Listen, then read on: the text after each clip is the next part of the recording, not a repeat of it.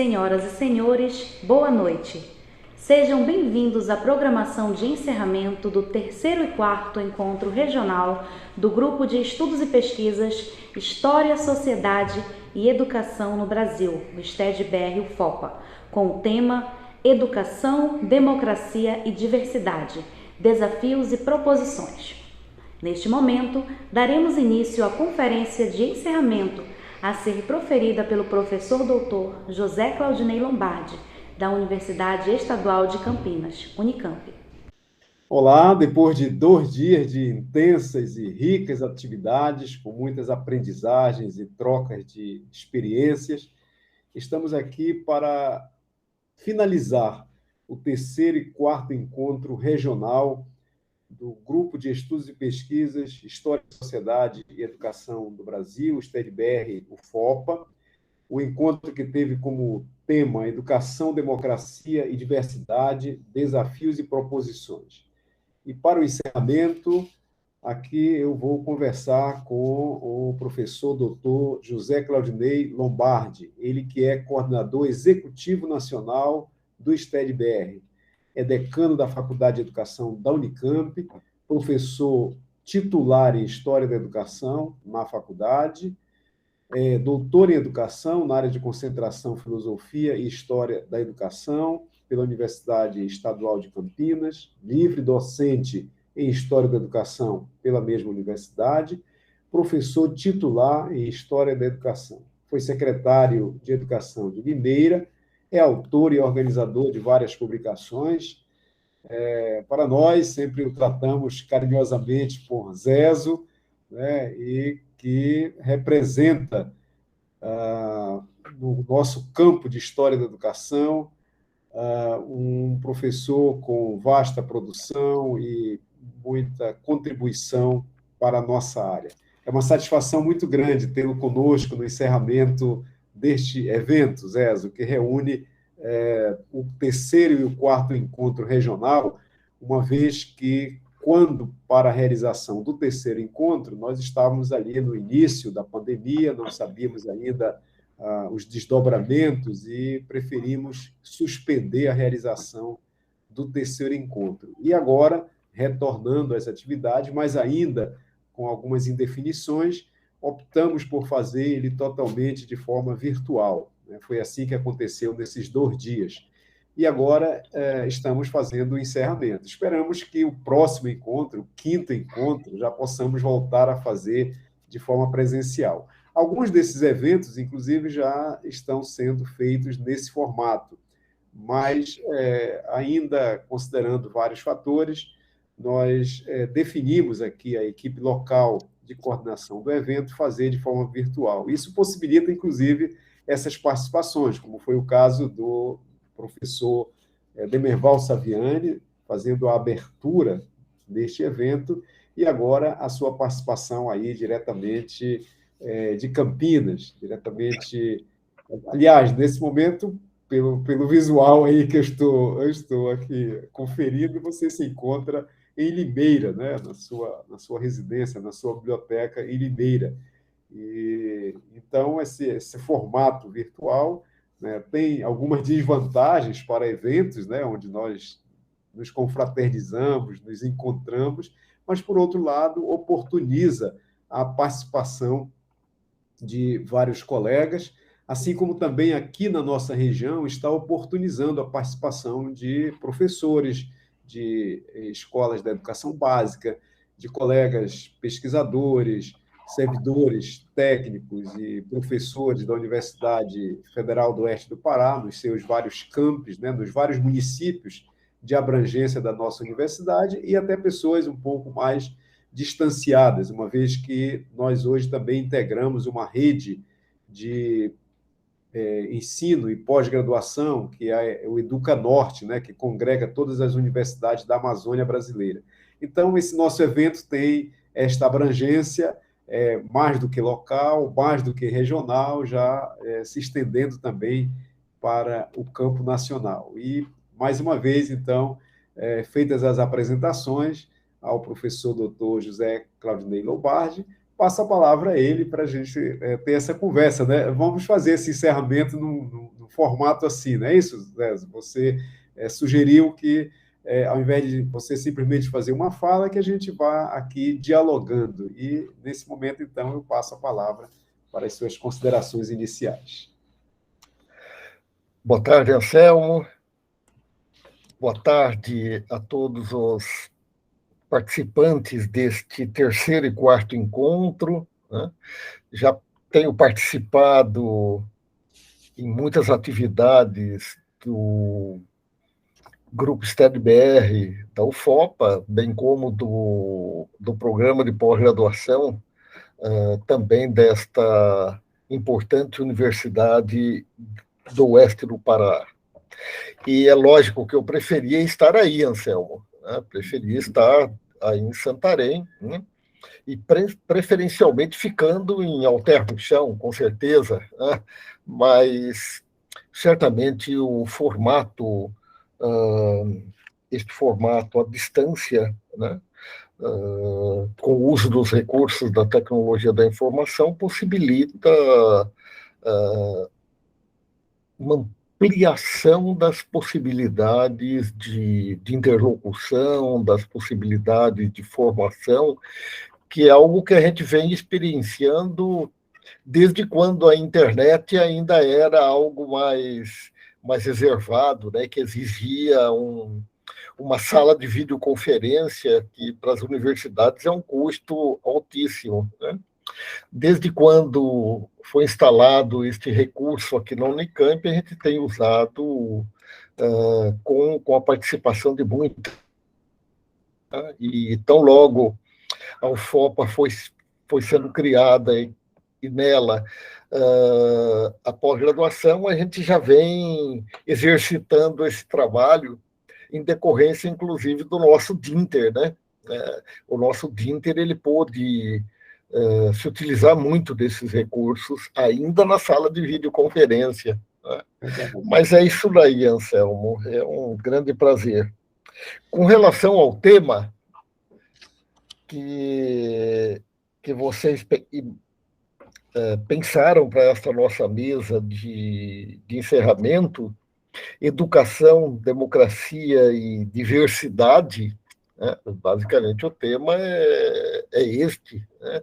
Um tema de extrema amplitude e, ao mesmo tempo, complexidade. Né? Primeiramente, poderia estar abordando este tema de um ponto de vista essencialmente abstrato, né? Essencialmente teórico, né? Até mesmo da etimologia da palavra mais ampla que se tem aí, que é democracia, né? Depois trabalhando diversidade, né? Ou aquele caráter, né? Do que é diverso, né?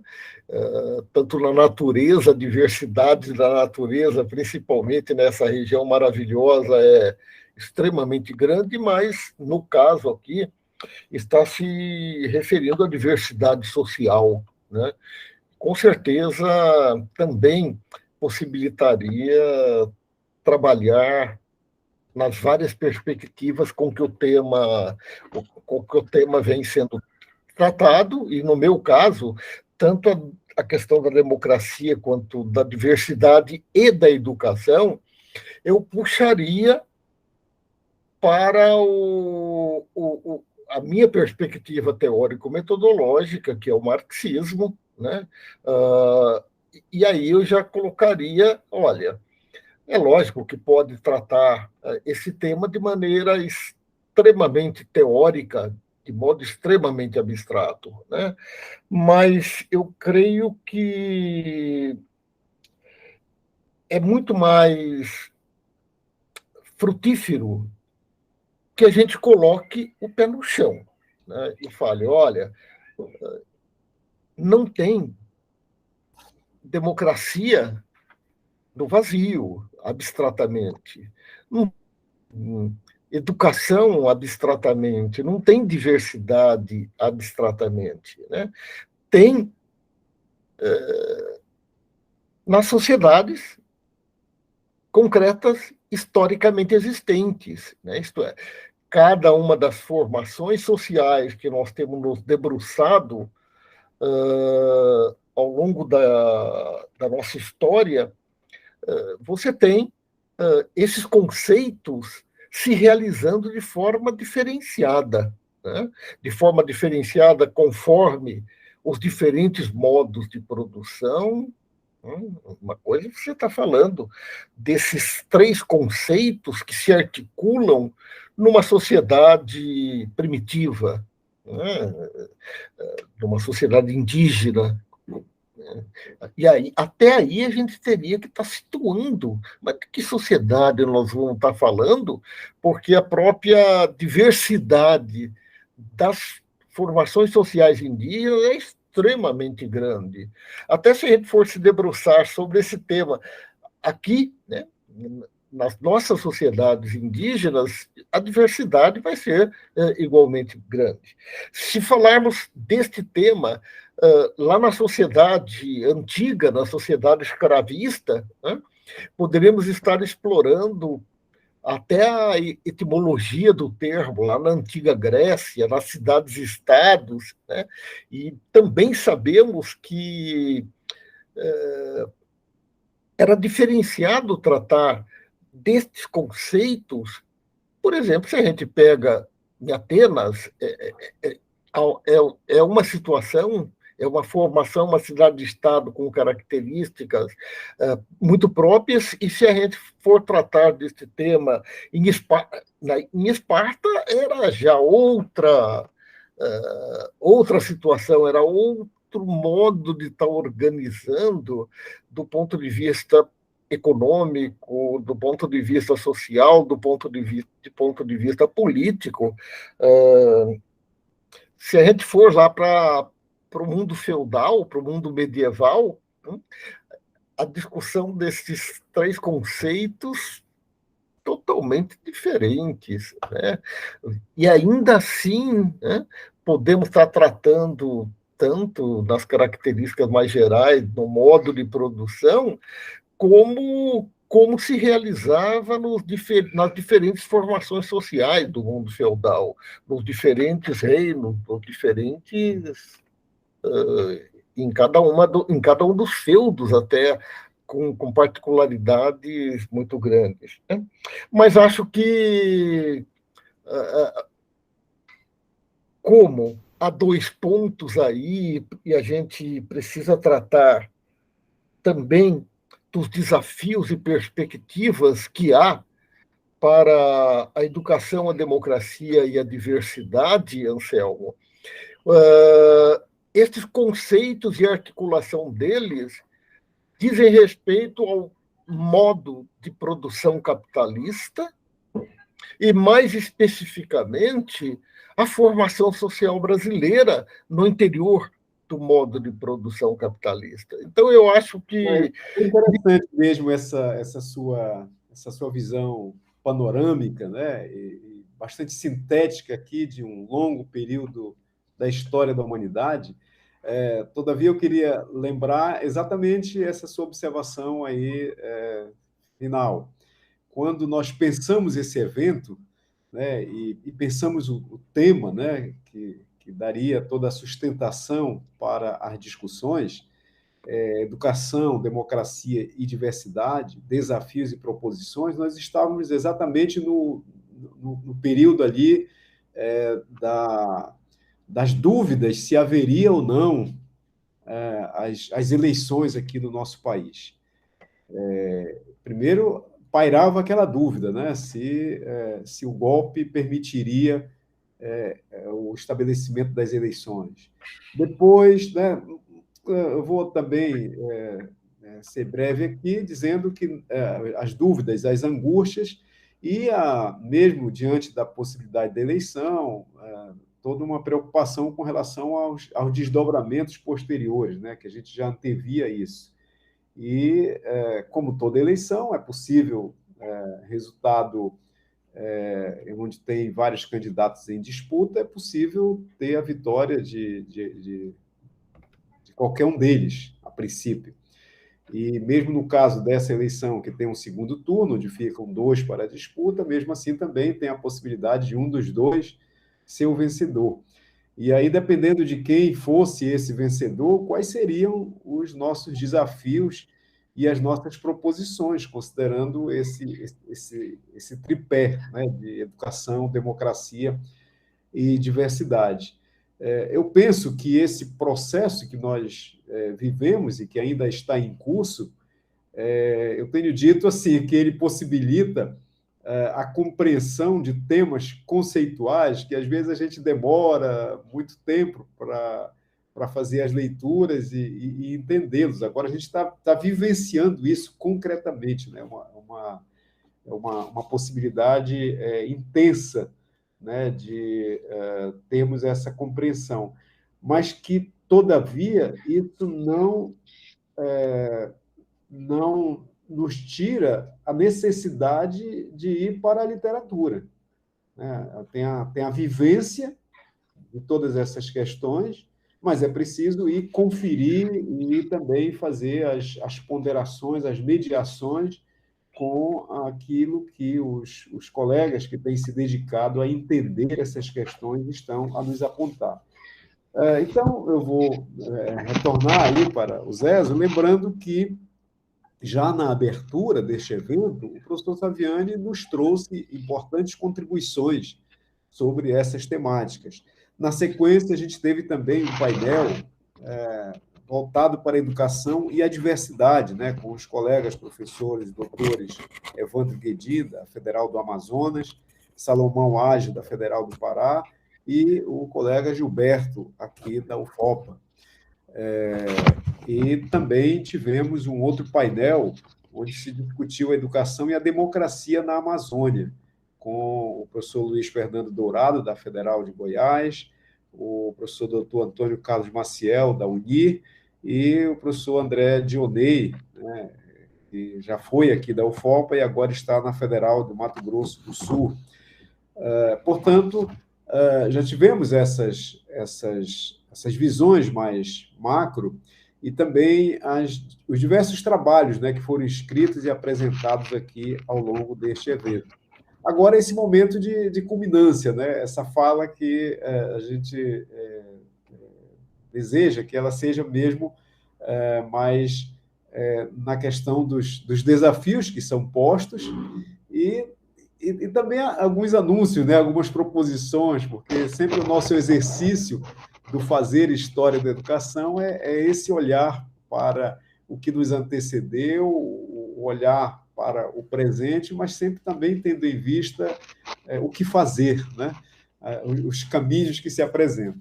Então, eu devolvo a palavra aí ao colega Zezo, né, para continuar aí a sua abordagem. Tá bem. Então, você me coloca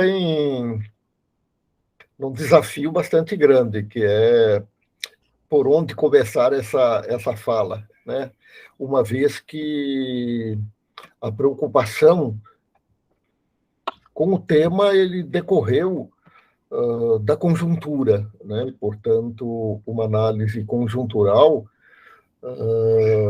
que é essa de um processo eleitoral extremamente difícil, conturbado.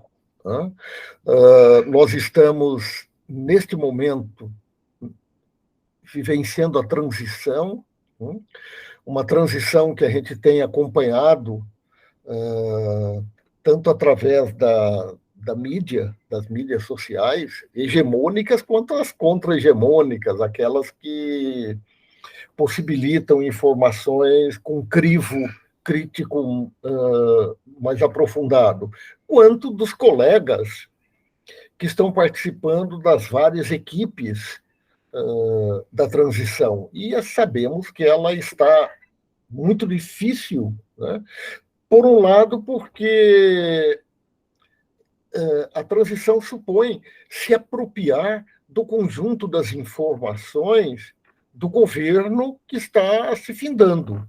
Né? E o governo que está se findando, ele se caracterizou, do ponto de vista político pelo desmonte do Estado. Né? Muitos achavam, esse governo ele não tem projeto, então vai desmontando tudo aquilo que foi feito. Não.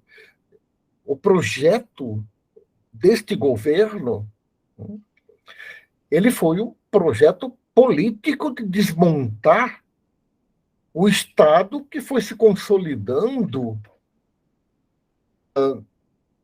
pós-redemocratização, pós-carta constitucional de 1988 e que tinha características democratizantes, bastante arraigadas, e também abertura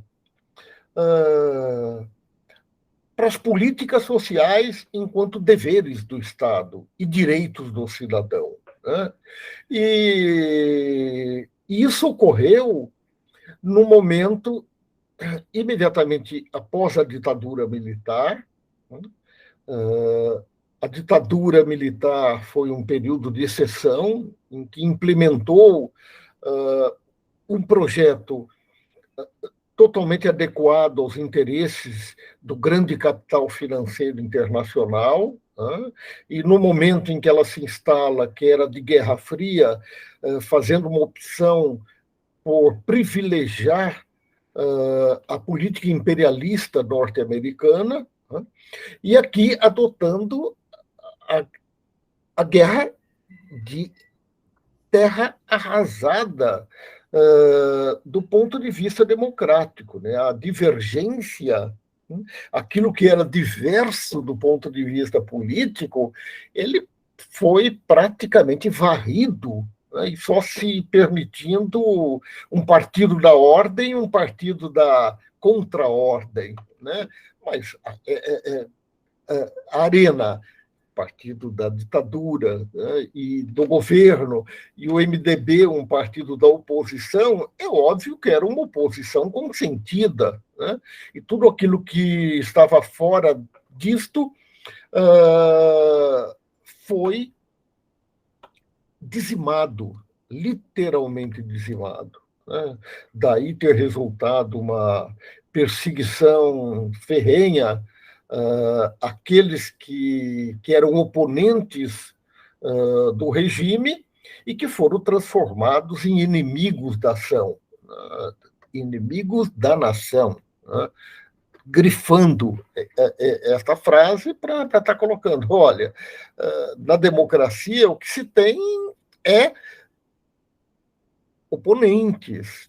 O que você tem são partidos que representam e expressam as características mais diferenciadas em termos de classe, em termos de interesses desta sociedade. E quando os oponentes se transformam em inimigos, né, em termos de tática de guerras, só tem uma saída, seriam eliminados. Né? Em grande medida foi isto que ocorreu. Né? Daí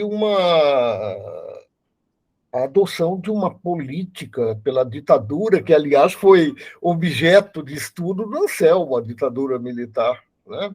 Foi um dos objetos de estudo do Anselmo. E isto ocorreu em qualquer parte desse país, inclusive em Santarém, como o estudo do Anselmo bem revelou, uma área de segurança nacional, né? Inadmissível que tivesse oponentes que se organizassem para combater o regime. Né? E aí a prisão, a tortura e a morte, a eliminação de oponentes que... E essa ditadura acaba de modo consentido, de modo negociado, sem que se tenha colocado a limpo efetivamente o que se passou na ditadura. Né? Muito depois se instalam as comissões, né, da verdade, que apuraram muitas das denúncias que foram feitas, mas da qual praticamente não houve desdobramentos e consequências. E, com isso, né, nós estamos vivenciando aí em nosso país, né, um Estado democrático de direito capenga, né, em que houve uma multiplicação dos partidos. Em grande medida, nós ainda não conseguimos ter partidos estratégicos, partidos que tenham diferenciadas propostas programáticas, né? A gente pega, bem, o que nossos partidos representam em termos programáticos. São poucos os nossos partidos programáticos e que têm um projeto de sociedade, um projeto econômico, social, político, de atendimento às necessidades da população. Então, nós temos essa grande situação que vai desembocar em outra característica da política de Estado brasileiro, de uma característica da nossa democracia, entre aspas, que é, primeiro, é a democracia burguesa. Não é qualquer democracia que nós estamos falando da democracia em que, no modo de produção capitalista, é um instrumento para organizar o Estado em conformidade com os interesses das classes dominantes. Aquelas classes que têm o domínio da estrutura econômica, eles também exercem o domínio político. Então, é uma democracia que, para cumprir esta sua finalidade, este seu papel de instrumento de classe, ela foi esvaziada da ampla participação popular. Então, se a gente se debruça sobre a história política de nosso país, nós vamos ver que em cada um dos diferentes momentos da nossa república, res pública, né, a coisa pública, na qual a democracia, né, o poder do povo, se exerceu de forma diferenciada e, principalmente, de forma excludente. E chegamos à instalação da democracia representativa. Né? Ora, ela é representativa do que e de quem? Das classes e da diversidade das classes e frações de classe de nossa sociedade, das diferentes sexualidades, dos diferentes grupos etários, dos diversos grupos etários, da nossa diversidade étnico-racial. Que democracia é esta? Então, ela também, né, do ponto de vista político, é uma democracia representativa daqueles que têm dinheiro para investir numa campanha, né, em que, em grande medida, é um mercado, né, e vai se eleger aqueles candidatos que conseguem melhor se postar do ponto de vista eleitoral. Então, se você pega a nossa Câmara Baixa, né, a Câmara dos Deputados e o Senado, eles representam, enquanto órgãos representativos da sociedade, eles, se você pega do Senado, que acabou de ser eleito, você vai chorar e lamentar, porque ele tem uma característica conservadora, expressa os interesses de quem tem o domínio e o controle econômico e político de nossa sociedade, né? Tanto é que se instala bancadas que vão estar expressando interesses que são hegemônicos para o exercício do poder dominante, né? Certamente, falar da representação da bancada BBB, né, todo mundo vai saber que eu estou me referindo à bancada da bala, né? Ou seja, a bancada das daqueles que deveriam cumprir o papel de segurança da nossa sociedade, que a sociedade depositou neles o controle das armas, né? E sabemos que ainda no nosso país, esse país continente, com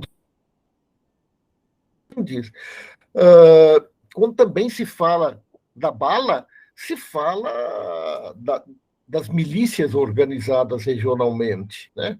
E, olha, não preciso falar para vocês que as nossas milícias armadas não estão só no Rio de Janeiro, aqui em São Paulo. Elas estão organizadas desse imenso país, né? Basta falar que as milícias armadas do garimpo, elas se organizam para proteger esta atividade, notadamente quando ela se realiza de modo clandestino lá, né, ao longo, por exemplo, do Tapajós, né, e que recentemente a gente viu o Tapajós, né,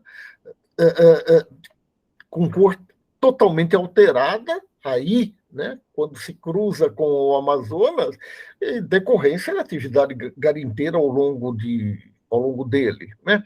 Ele também organiza milícias para garantir a posse, né, da terra, né, em processos que no Brasil são conhecidos e que não se davam somente antigamente, continua se dando ainda hoje, né, como forma de se apropriar das terras e das terras públicas, principalmente, né, das terras indígenas, das reservas florestais, né, que a contratação e a formação de milícias de jagunços,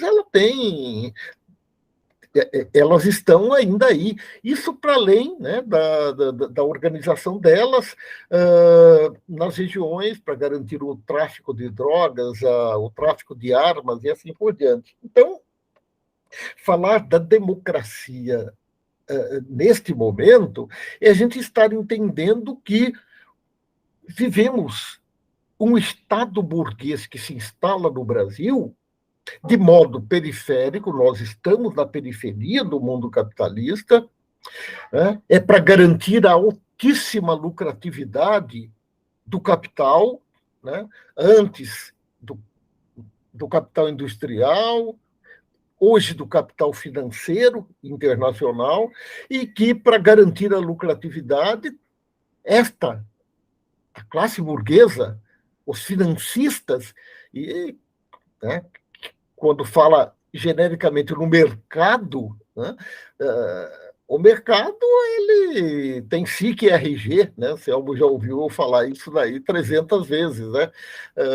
Quando eu falo que ele tem SIC e RG, que ele não é uma abstração, né? Ele é controlado por aqueles que têm o monopólio das ações. Que ações? Das ações do sistema financeiro, das ações que controlam as indústrias, das ações que controlam o agronegócio, das ações que controlam as empresas de saúde, das ações que controlam as empresas de educação, de construção, de petróleo, etc, etc, etc. É possível a gente traçar quem constitui essa burguesia? É óbvio que sim. Não há interesse em que isto fique claro. Não havia, né? Porque até hoje, você pega as publicações da Forbes, você vai estar configurando país a país quem constitui a classe dominante, a elite dominante em cada um dos países e a nível internacional, né? Não é brincadeira a gente falar, olha, apenas 7 grandes conglomerados financeiros controlam a economia do planeta. É brincadeira um treco desse? Não, não é brincadeira. Então, voltando ao nosso país, para garantir a acumulação de riqueza desta classe, o nosso país tem a democracia do nosso país, né, tem uma outra característica, que é os golpismos de Estado.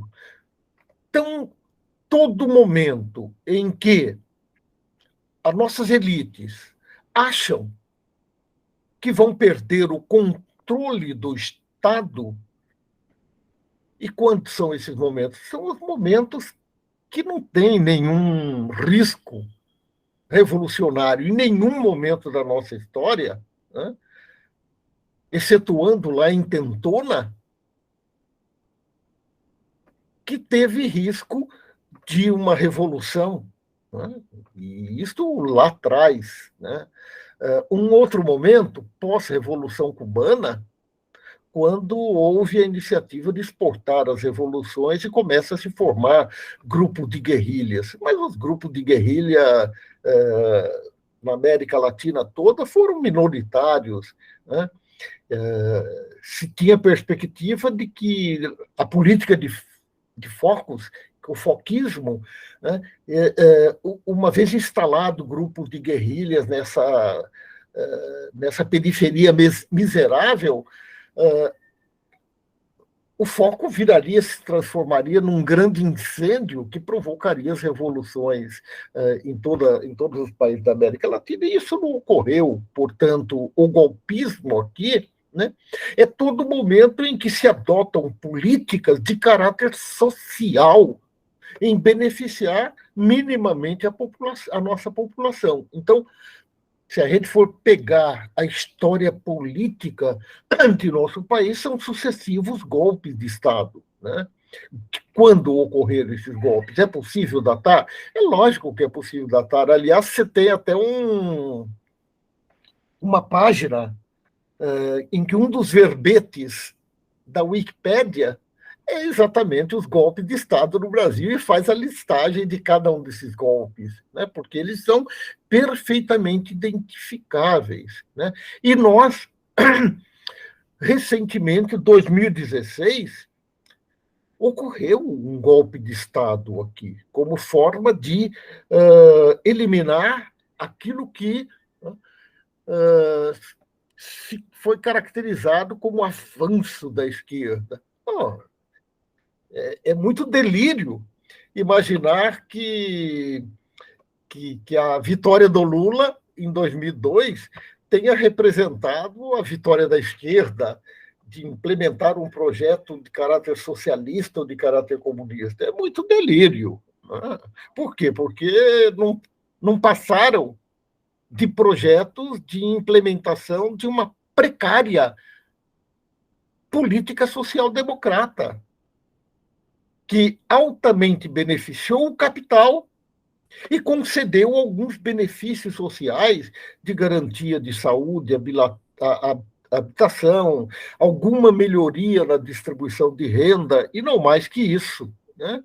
Mas no delírio das nossas elites, era necessário a retomada do poder, e não envidaram esforços em 2016 para impeachment Dilma Rousseff, né?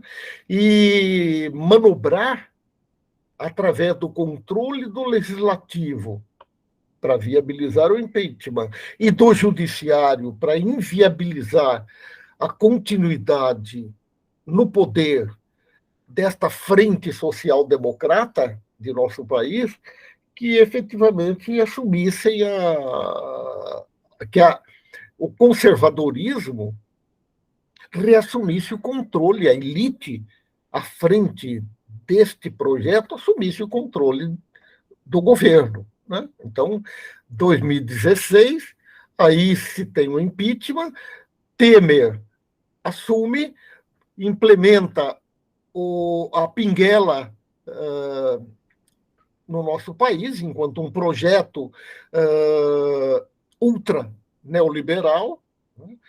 E isso desemboca na eleição de 2018, da qual, né, buscou-se neutralizar o avanço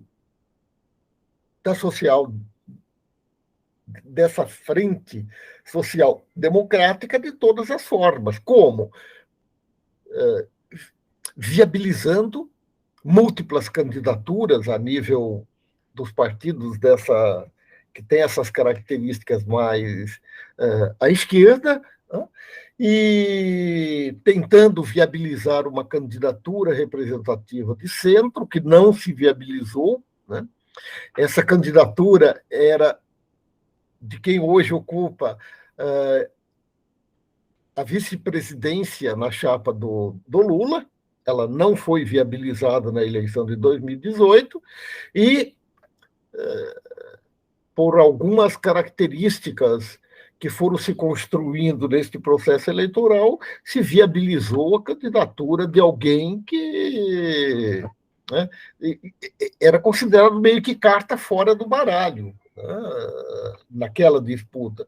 Mas foi esta candidatura que se viabilizou e que tinha um projeto ditatorial, né, de se buscar consolidar no governo de forma a viabilizar um golpe de Estado, restaurando e restabelecendo a ditadura militar em nosso país.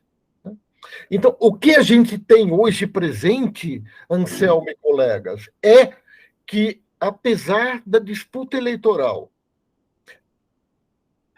ter dado a vitória para o Lula, esta vitória foi muito apertada, ela foi resultado de uma frente extremamente ampla, né, que, vendo a transição ela implica em se aparar as arestas dessa frente amplíssima e construir algumas pautas que garantam a governabilidade em 2023 e o avanço de uma pauta social mínima para os anos seguintes.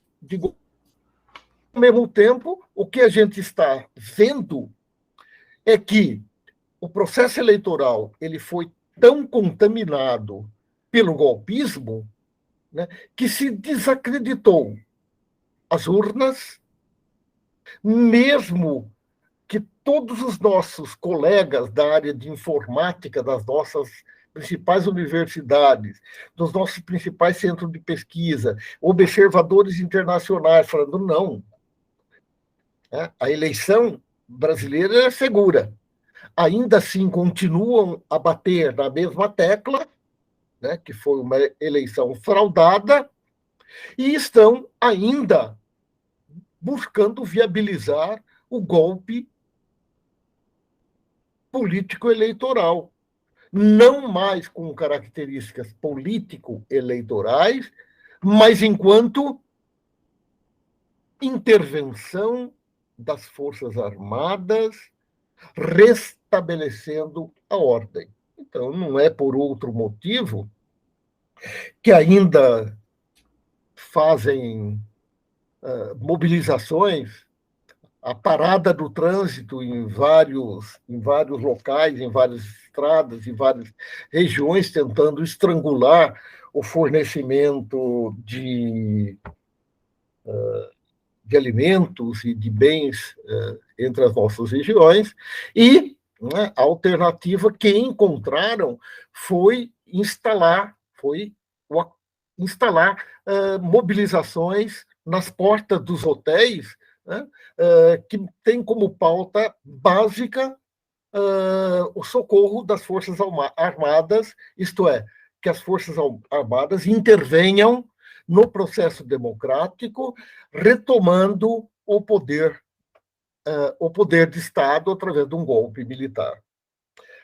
É possível que isso ocorra? Aí já é o achismo, né? É muito difícil no atual jogo que nós estamos, né, saber o que está se passando na cabeça dos militares, né?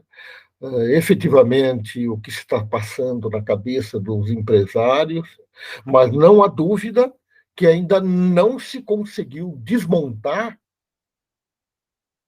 o intento golpista que está em curso. E com o seguinte detalhe: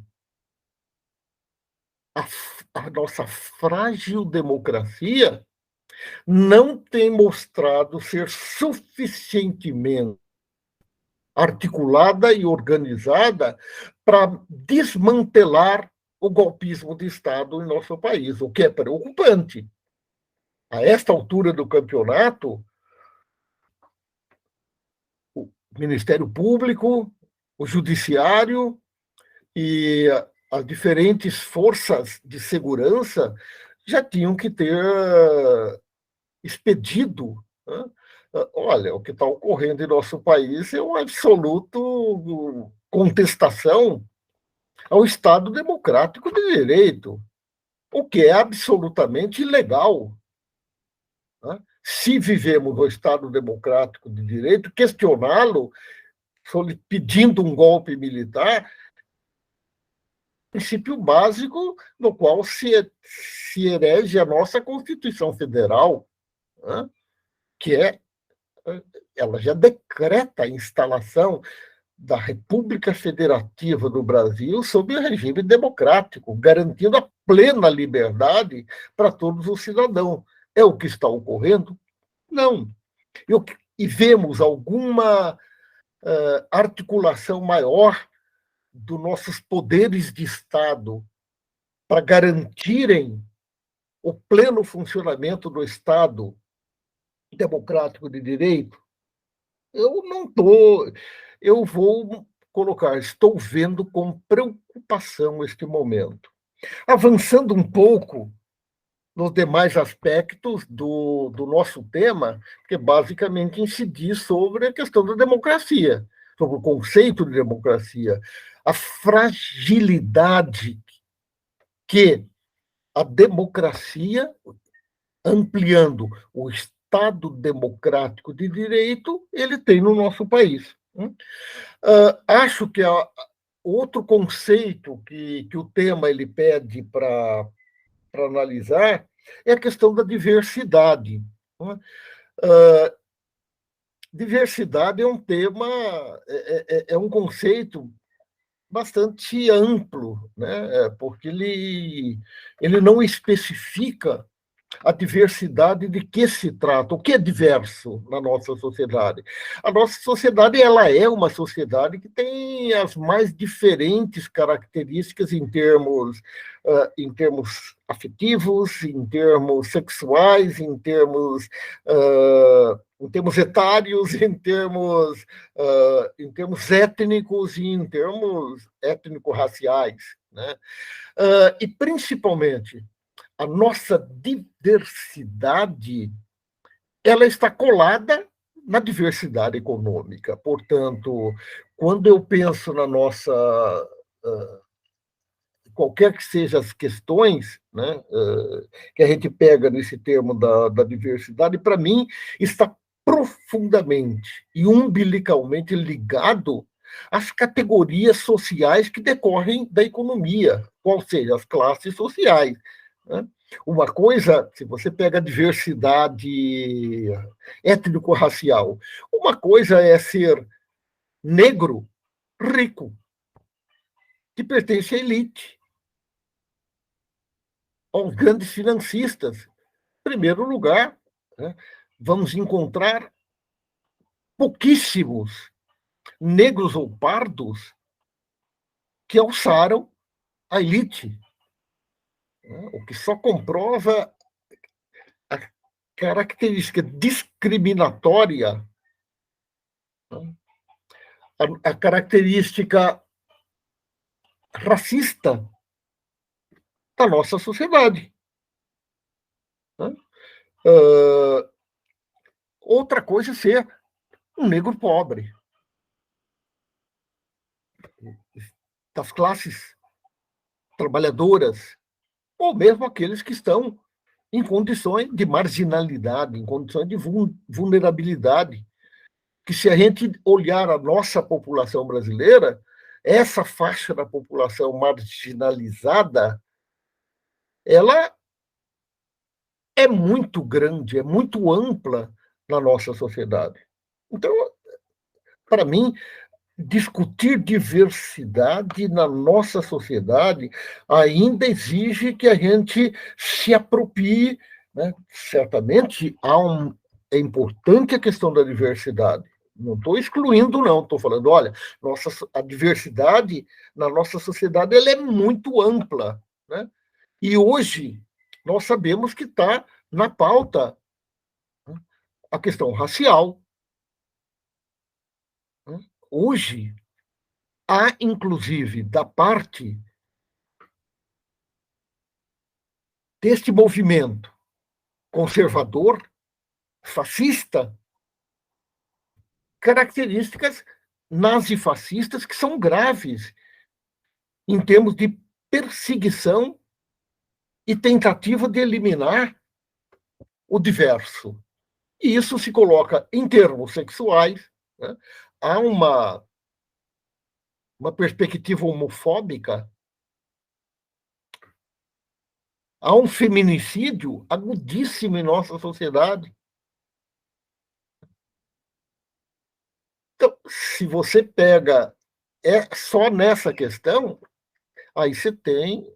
Agora, a ela se sobrepõe a seguinte situação, né?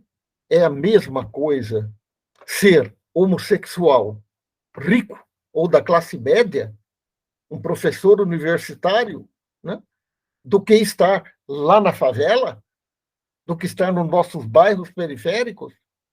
É óbvio que não. Né? Ali vai ter, né, da mesma forma que há um preconceito racial, há um preconceito também muito forte com relação à sexualidade. Né?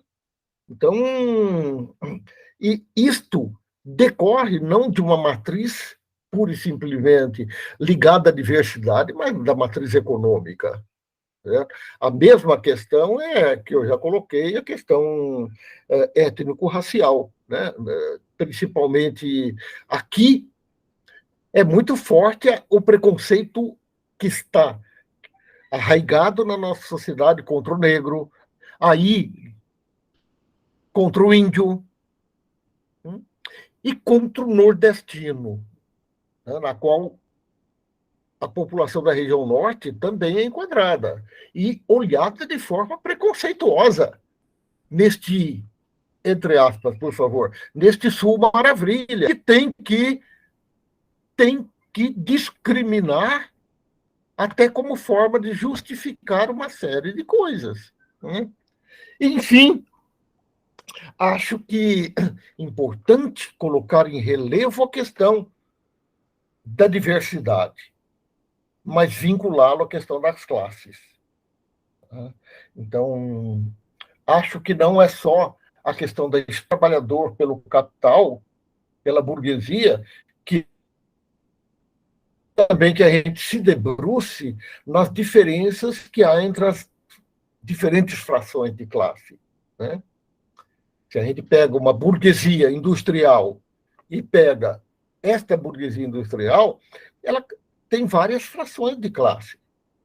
Ela não é homogênea e tem, inclusive, conflitos entre elas. Né? Você vê que até na disputa eleitoral, essas diferenças entre as frações de classe da burguesia, elas se colocam. E se colocam, inclusive, no agronegócio, porque tem alguns empresários ligados ao agronegócio que estão apoiando o governo eleito e outros continuam financiando aí a ocupação dos bolsonaristas na frente dos quartéis, das estradas, colocando seus caminhões, né, para estar fechando estradas e coisa do tipo. Então, aí é essa diversidade entre as classes e frações de classe que também precisam ser analisadas. E aí entramos na educação. Então, estávamos fazendo referência ao fato de que a compreensão conceitual, a compreensão prática, né, que inclusive esse momento está possibilitando, não só aos estudiosos, mas a toda a população, compreender os limites, compreender a fragilidade da democracia, compreender os desafios que estão postos para a diversidade, nos remete para o tema principal da nossa formação, da nossa atividade, que é a educação. A educação escolar e a educação de um modo geral, mas fundamentalmente a educação escolar, né, com a qual nós trabalhamos. E essa educação de ponta a ponta, né, desde os primeiros anos de escolarização até a pós-graduação, onde estamos ultimamente concentrando mais as nossas atividades. Mas sem distinção, né? A educação de forma íntegra, a educação completa, né? Em todos os âmbitos, dos níveis e modalidades nas quais ela se apresenta. Portanto, eu convido o colega professor José Claudinei Lombardi a fazer as suas considerações mais pontuais para esse ponto de chegada, que é a educação, né? Como que a educação pode contribuir e oferecer algumas saídas, né, dentro desse campo de proposições, a partir dos desafios que são postos na democracia e na diversidade, o que a educação pode nos apresentar como caminhos, né? E nessa sua fala, eu gostaria que já fosse encaminhando também para o encerramento. Bem, a educação ela é o nosso ponto de chegada, é o nosso objeto de estudo, né, de trabalho. Né? E é lógico que tanto se pode tratar este conceito de forma ampla, né, de forma a entender aqueles processos de transmissão dos saberes sociais entre os seres, entre os membros desta sociedade, né? E é lógico que aí também a gente tem sempre que se reportar em as características diferenciadoras da nossa sociedade, mas a característica principal da educação na sociedade burguesa é ela ter criado uma instituição que tem por finalidade, por objetivo, princípio, a transmissão às novas gerações dos saberes que interessam ser transmitidos socialmente. Né? Então, que instituição é esta? É a escola. A escola ela surge com o objetivo de ser o locus de formação. Primeiro, ainda lá na transição do feudalismo para o capitalismo, de formação da burguesia nascente, que precisava dominar uma série de conhecimentos que possibilitasse ampliar a sua atividade econômica básica, o comércio, e crescentemente a produção. E não é por outro motivo que ela começa a organizar cursos e escolas para a sua formação. E quando se chega e se avança para o período manufatureiro, é necessário que este processo de formação ele sempre amplie em termos sociais. Né? Então, se a gente vai observar aquilo que vai estar ocorrendo na Renascença, é essa reivindicação por ampliar a escolarização, né? Inclusive dos trabalhadores, né? De tal forma a possibilitar aquele básico do conhecimento que possibilite a produção. Né? Se a gente pensa as escolas de ofícios, né, elas são as herdeiras, né, das nossas corporações de ofícios e dos processos de ensino-aprendizagem que decorrem delas. Né? Então, aí, se a gente pensa que para isso é necessário o domínio da leitura escrita e se organizam as escolas de ensinar, né, além de escrever. Então, você tem aí um processo de constituição da escola que nós conhecemos, né, que, para quem estudou história da educação, ou as teorias pedagógicas, deve se lembrar de Comênios, né, que vai estar sendo o primeiro a estar propugnando pelas características necessárias da escola moderna, né? E daí até hoje, né? E vou parando por aí, porque senão pegar a trajetória do fio condutor da história da educação lá da Renascença até a atualidade é um caminho grande. Mas essa escola, ela foi adquirindo cada vez mais as características de ser a instituição fundamental na sociedade burguesa, nesta nossa sociedade, de ensinar às novas gerações os saberes que são fundamentais, desde aqueles saberes elementares, né, primários, né, e daí se cria a escola primária, aqueles saberes mais avançados, que são as escolas secundárias, esses saberes de modo ainda mais ampliado, de tal forma que eles possibilite o domínio dos saberes clássicos e científicos, e aí se cria o ensino médio, que pode ser propedêutico, clássico ou profissionalizante, aí já encaminhando para a formação profissional, principalmente dos trabalhadores, e diferencia um outro nível, que é para a formação das elites. E das elites burocráticas que são necessárias à organização dessa sociedade cada vez mais complexa e sofisticada, que é a universidade, e ampliando os cursos superiores. E é por isso que lá no 18 e 19, basicamente vão se constituir os modelos de universidade que a gente conhece até hoje, né? A universidade alemã, Humboldtiana, ou a universidade francesa, né? A Universidade de Paris, né?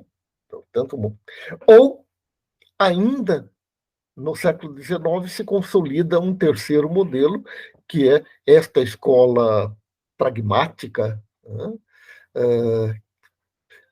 Constituída em um tripé, né? Ensino, pesquisa e extensão, que é a Universidade Americana, né? Então, bem, esta escola, ela é objeto de disputa da mesma forma que é objeto de disputa entre as classes sociais na sociedade, né? Aqueles confrontos e aquelas lutas entre as classes sociais que ocorrem na sociedade, elas também se colocam na educação, né? É por isso que lá, ainda na Revolução Francesa, no final do século XVIII, né, aparece pela primeira vez um projeto de educação popular, de educação das massas, a constituição de uma educação que seja pública, gratuita, laica e voltada à formação de toda a população. Então, quando a gente começa a discutir, bem, mas o que acontece no Brasil? No Brasil, essa educação, essa escola para toda a população, elas começam a ter ressonância na República, quando começa a se implantar, né, um projeto de criação de uma escola que atenda a toda a população. Então, começa se consolidando pela criação dos grupos escolares, das escolas normais, né? Então, discutir a escola que a gente tem hoje é discutir basicamente o seguinte: nós gostaríamos de ter uma escola que fosse pública, gratuita e atendesse a toda a população, dando uma sólida formação e transmitindo efetivamente os saberes historicamente construídos pela humanidade, nos diversos campos, né? Tivesse um ensino de filosofia robusto, um ensino das ciências que possibilitasse aos estudantes o domínio dos saberes na física, na química, na biologia, de tal forma a evitar a barbaridade que a gente vê hoje, né? Em que, pleno século XXI, pessoas apregoando um anticientificismo, né? É incabível, não tem como estar voltando a roda, né, lá para a Idade Média para estar questionando o desenvolvimento das ciências. Até porque as pessoas fazem isso mandando fake news através de celulares, que só foi possível pelo espetacular avanço da eletrônica, da robótica, da comunicação à distância, né, que são resultados do saber científico, né? O mínimo de conhecimento científico, notadamente da cosmologia, cosmografia, colocaria que é incabível, não tem como você ser terraplanista dessa terceira década do século XXI. Por quê? Porque terraplanismo é uma explicação extremamente rudimentar ainda dos albores da cosmologia filosófica. Para quem é iniciado em filosofia, sabe que o terraplanismo era parte da concepção ptolomaica, né? É um desdobramento da concepção ptolomaica. Então, é incabível um tipo de afirmativa dessa. Então, é incabível, neste momento, se tivesse o mínimo de formação dos saberes filosóficos, científicos e artísticos, que a gente estivesse vivendo um questionamento do tipo que se tem, né? De questões que nenhum religioso hoje vai questionar a evolução, mesmo achando que a origem da humanidade é um ato de criação de um ser supremo, né? Mas isso não elimina que a evolução das espécies? Não. Tá? Nenhum pesquisador desta área vai estar entrando nessas discussões. Ele vai estar separando as discussões religiosas da discussão científica, que quer entender como as coisas se transformam e são na sua realidade, na sua materialidade no mundo existente. Então, não vai entrar nessas controvérsias. Então, esta educação que a gente gostaria de ver, né, ela não se construiu. Ainda nós vivemos uma educação, em termos internacionais e particularmente aqui, né, que ela está a serviço das classes dominantes. Então, nossa educação, ela é uma educação que cumpre exemplarmente o papel que a burguesia dela deseja. Ela é uma educação que ainda não se universalizou, nós não universalizamos nenhum nível da educação, e quanto mais a gente avança, né, a gente sabe que, na base, creche é um projeto que ainda a gente nem atingiu, nem universalizou.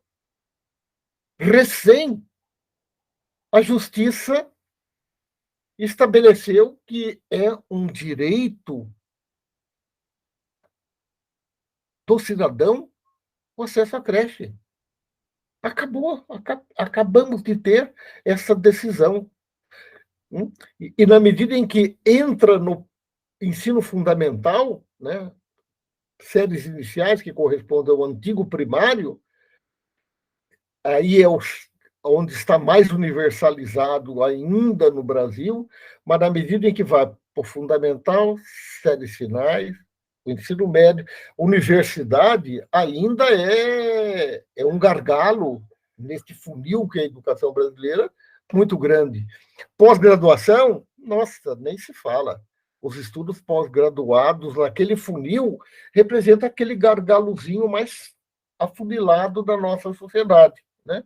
Por quê? Porque a educação, ela corresponde a interesses muito determinados, né? Mas há a luta de classes na educação. É por isso que, né, ao longo da história, quando a gente se debruça em cada um dos diferentes períodos da história, nós vemos ver que, ao lado da educação que é hegemônica, se organizam formas contra-hegemônicas de educação, qualquer que seja o período histórico, né? Até no período da ditadura, né, você tem as disputas que ocorrem nos projetos de educação. Hoje, ao lado do projeto de educação hegemônico, que é uma educação,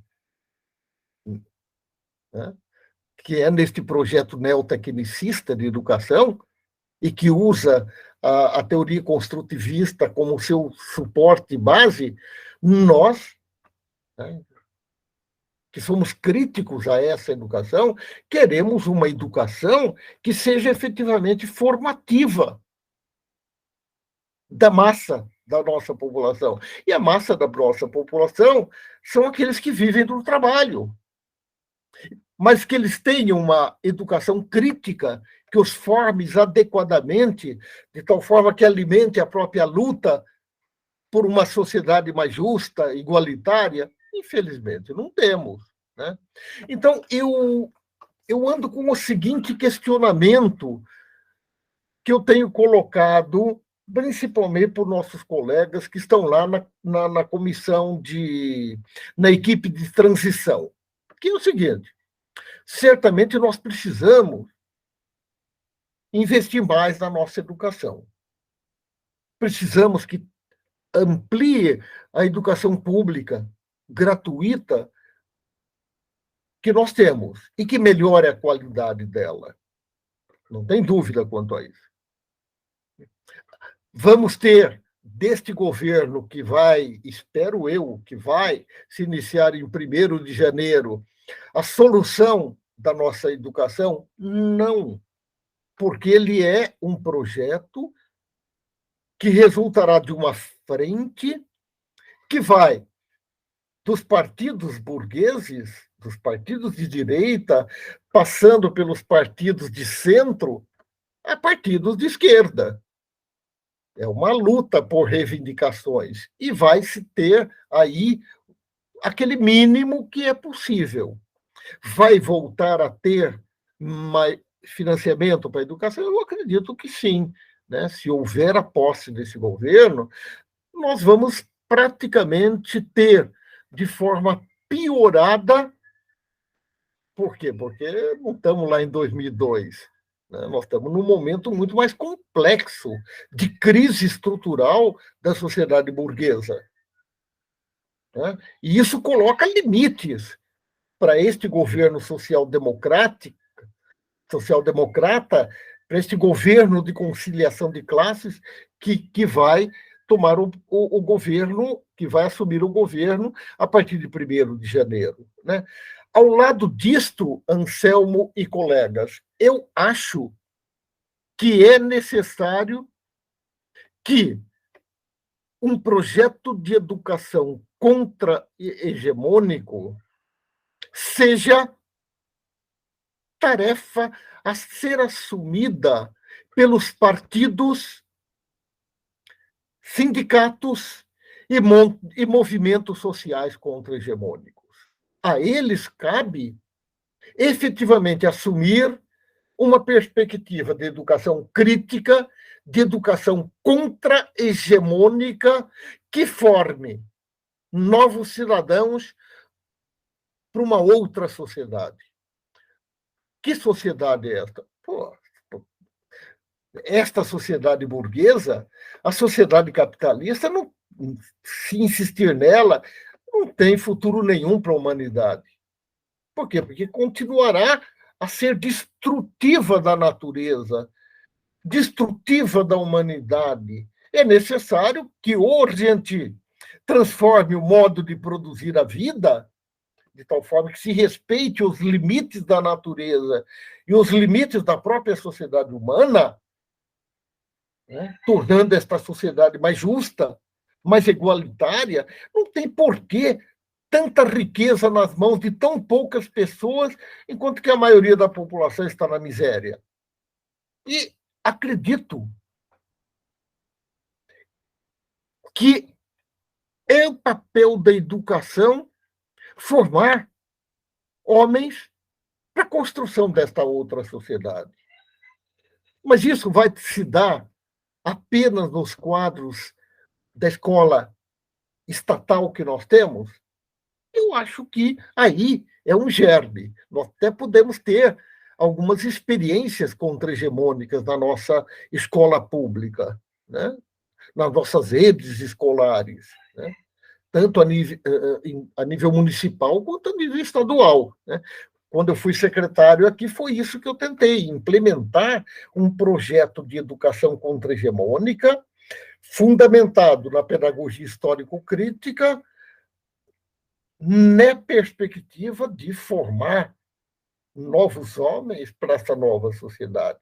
E qual é o meu grande mote, falando para os educadores aqui, Anselmo? Era: não posso acreditar que nós, educadores, olhando para o futuro, queremos que para os nossos filhos, para os nossos netos, uma sociedade tão destrutiva da natureza, tão desigual e injusta quanto a sociedade que a gente vive.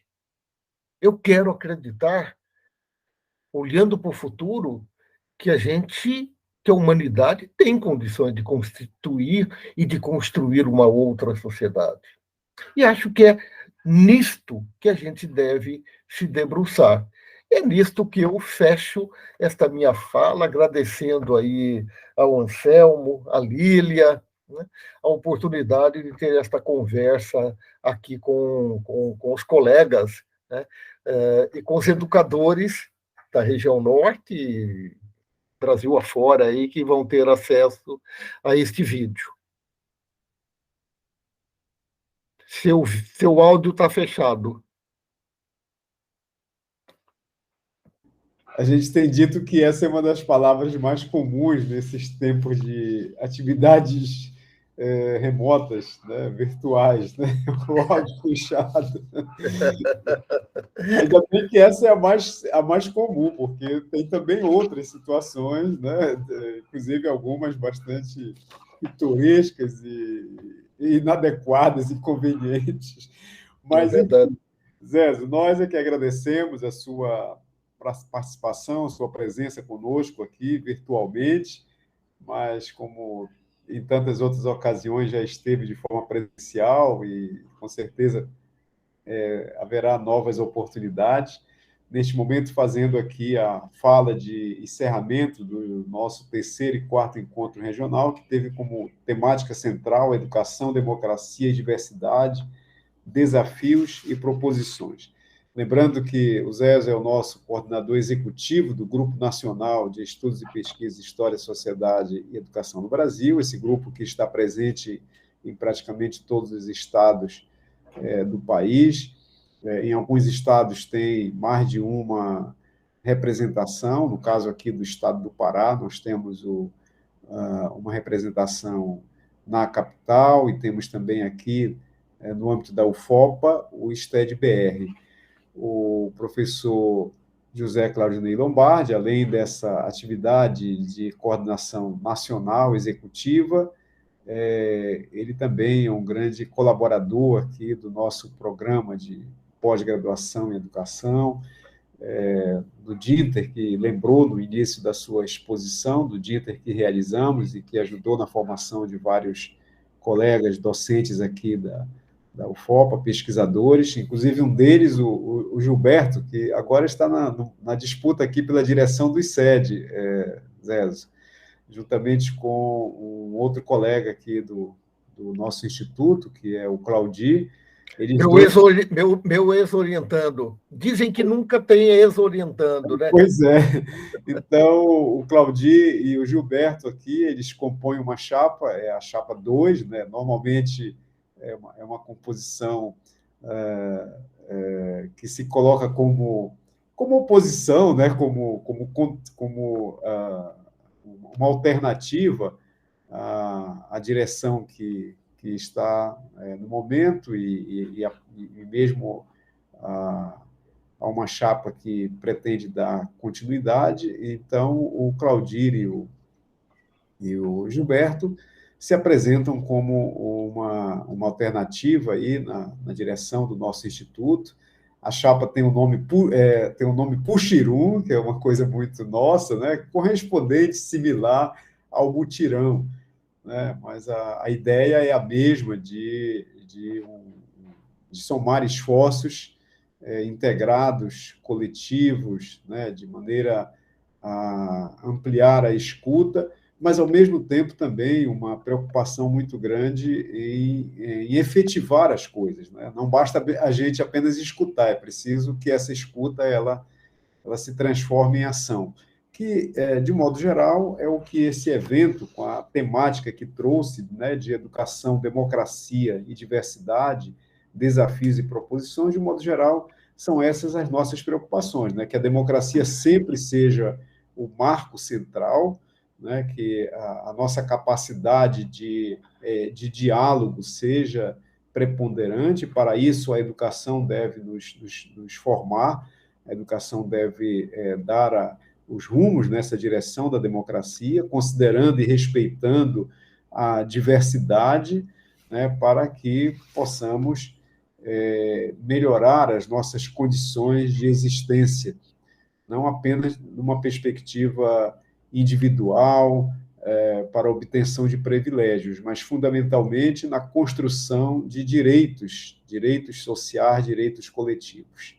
Então, mais uma vez, o nosso muito obrigado. Uma breve falinha, só não esquecendo que nós estamos num momento conjuntural muito complexo e que até para a gente poder pensar nestas discussões em termos de futuro, em termos de perspectivas, é necessário garantir a posse do Lula.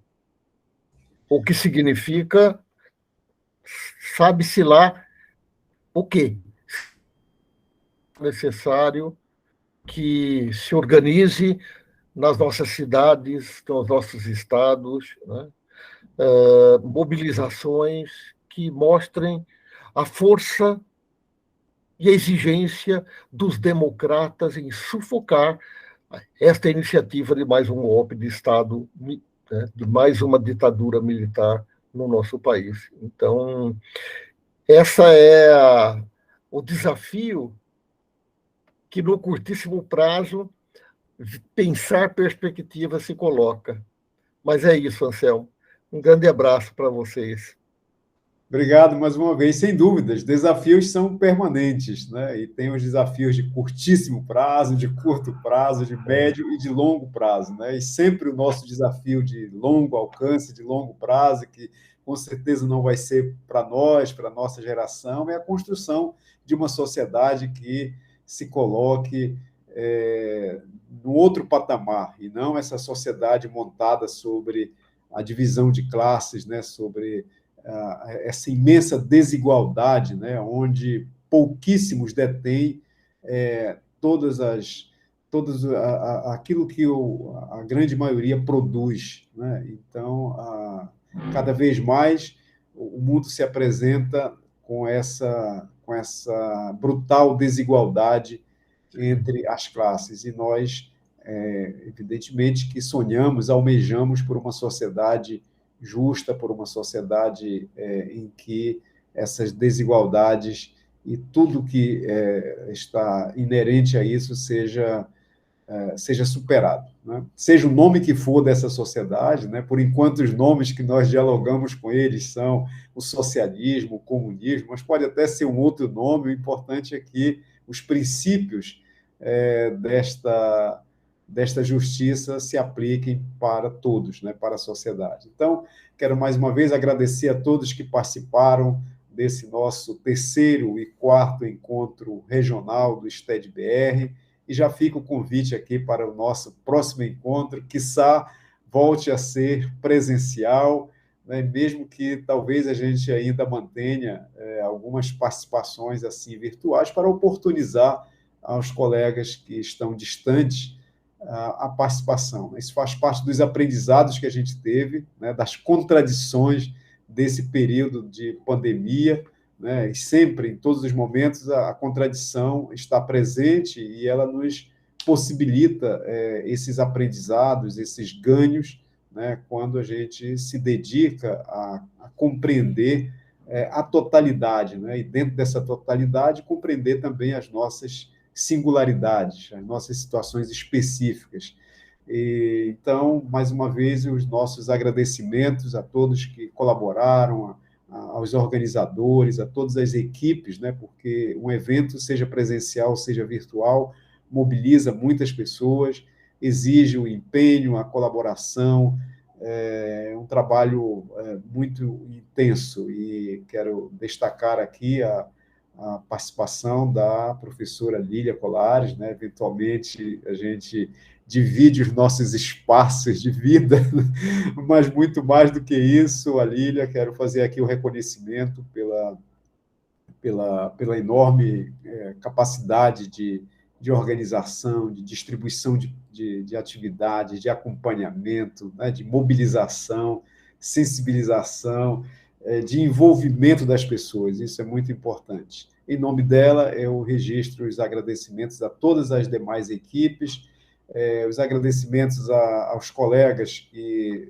se colocaram para realizar as falas, tanto nas mesas como nas conferências de encerramento aqui, que acabamos de assistir pelo professor José Claudinei Lombardi, e a de abertura pelo professor Demerval Saviani.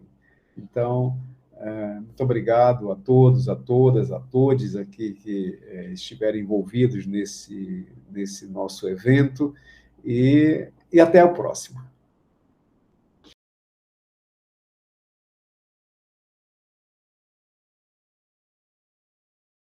Para encerrar a nossa programação, vamos acompanhar a manifestação artística com uma dança de carimbó. Antes, porém, vamos conhecer um pouco sobre a Associação Folclórica Carimbó do Pará. O Grupo Folclórico Carimbó do Pará foi fundado em 6 de julho de 2002, em Santarém, por um grupo de admiradores da cultura e da arte. A entidade teve como primeiro presidente Edinor Guimarães dos Santos, vice Ronaldo Viana Costa e coreógrafo Robson Costa. Em 2002, o grupo passou a ser denominado Associação Folclórica Cultural Carimbó do Pará, tendo como presidente Edson Silva, vice Daniel Almeida e produtor artístico e coreógrafo Robson Costa. A associação é formada por 75 componentes, sendo 60 brincantes e 15 coordenadores, com sede na Avenida Muiraquitã, número 2185, bairro do Livramento, onde está instalada a quadra da entidade. Registra-se que durante a pandemia, a Associação Folclórica Cultural Carimbó do Pará não parou com suas atividades folclóricas, artísticas e culturais. Continuou se apresentando por meio de lives, em arraiais, eventos particulares, empresariais, de esporte e lazer. Hoje, a associação vem mostrar um pouco do tema Viva o Carimbó. Vamos acompanhar.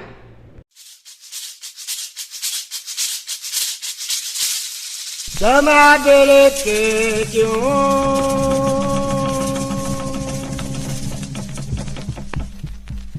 chama berequete.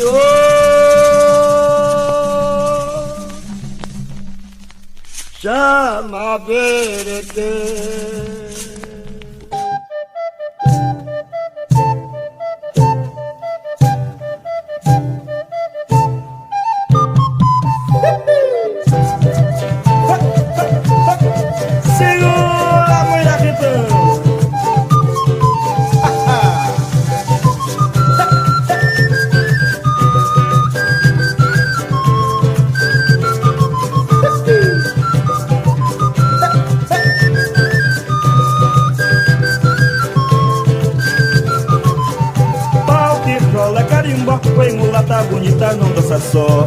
Pau que rola carimbó, oi mulata bonita, não dança só. Não dança só, oi mulata bonita, não dança só. Não dança só, oi mulata bonita, não dança só. Passariquinho da beira do garapé, fazendo tereré na reponta da maré. Passariquinho da beira do garapé, fazendo tereré na reponta da maré. Tereré, tereré, tereré na reponta da maré. Tereré, tereré, tereré na reponta da maré. Dona Maria chegou, chegou, chegou com a mandioca para fazer a farinha, farinha, farinha de tapioca. Dona Maria chegou, chegou, chegou com a mandioca para fazer a farinha, farinha, farinha de tapioca. Para remexer, para remexer, para remexer, mexer, mexer, mexer, mexer. Para remexer, para remexer, para remexer, mexer, mexer, mexer, mexer. É dançar carimbó, vou mostrar como é que é. Quer dançar carimbó, vou mostrar como é que é. Vai girando igualmente a um peru em volta de sua mulher. Vai girando igualmente a um peru em volta de sua mulher.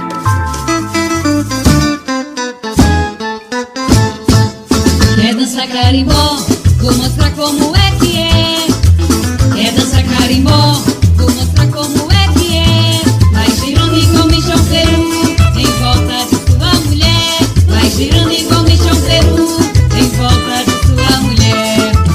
E um braço pra cima e pra baixo, um pé para frente e pra trás. Sai girando de lado e de banda, amor é assim que se faz. E no embalo da dança, carimbó está aqui. É a dança das danças na terra do açaí. E no embalo da dança, carimbó me satisfaz. É a dança das danças na terra dos mangueirais. Carimbolando, carimbo, carimbolando, carimbo, carimbolando, lando, lindo, lando, lê. Carimbolando, lando, lando, lando, lindo, lindo, lindo, lindo, lando, lando, lindo, lando, lê. Carimbolando, carimbo, carimbolando, carimbo, carimbolando, lando, lindo, lando, lê. Carimbolando, lando, lando, lando, lindo, lindo, lindo, lindo, lando, lando, lindo, lando, lê.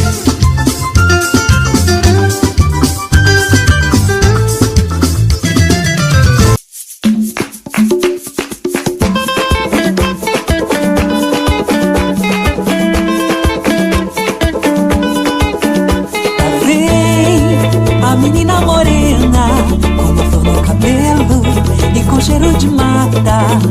Lá vem, ela é toda encantada, ela tem seus segredos, te segura pequeno. De onde é que ela vem? De Santarém. O que é que ela tem? Encantos tem, essa cor na feição, alterna o chão. Ela é filha de quem? Senhora da Conceição. Onde ela se banha pro Tapajós. O que é que ela dança? Carimbó. E qual festa ela gosta? Sairé. Encanta todos nós, pérola do Tapajós.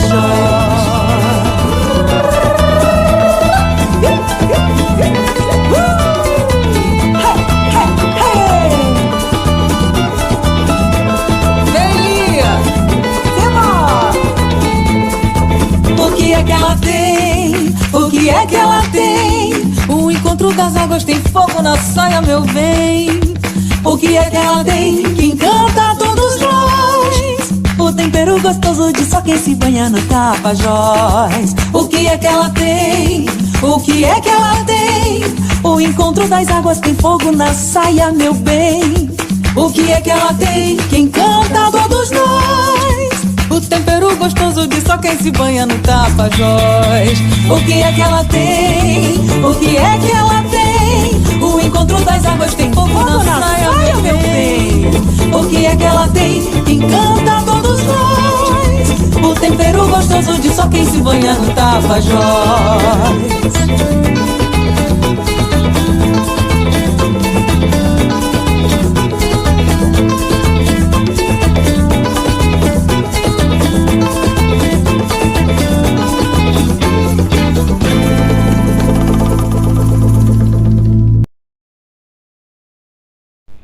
Agradecemos a presença e a participação de todas as pessoas, em especial dos tradutores e intérpretes de Libras e do Núcleo de Acessibilidade da UFOPA, em nome dos organizadores do evento, a professora Maria Lília Imbiriba Souza Colares e o professor Anselmo Alencar Colares. Agradecemos ainda a presença dos convidados e participantes que aceitaram o convite para compartilhar as discussões durante o 3º e 4º Encontro Regional do Grupo de Estudos e Pesquisas História, Sociedade e Educação no Brasil, o STED-BR UFOPA. Uma boa noite a todos e a todas.